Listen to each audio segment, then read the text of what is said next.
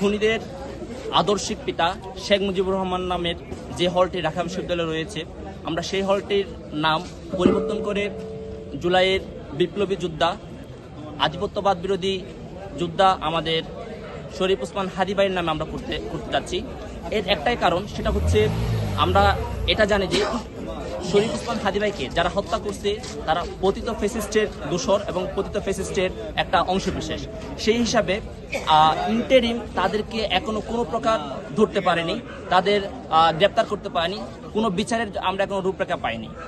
তো আমরা তাদের আদর্শিক পিতা শেখ মুজিবুর রহমান নামের হলকে শরীফ ওসমান হাদী ভাইয়ের নামে নামকরণ করে তার একটা প্রতিশোধ হিসাবে আমরা নিতে চাচ্ছি, এবং আমরা এটা নিয়ে আশাবাদী এবং ঢাকা বিশ্ববিদ্যালয়ের সকল শিক্ষার্থীরা এই মতের সাথে সম্পূর্ণরূপে একমত হয়েছে যে আমাদের এই হল শরীফ ওসমান হাদী নামে নামকরণ করা হবে।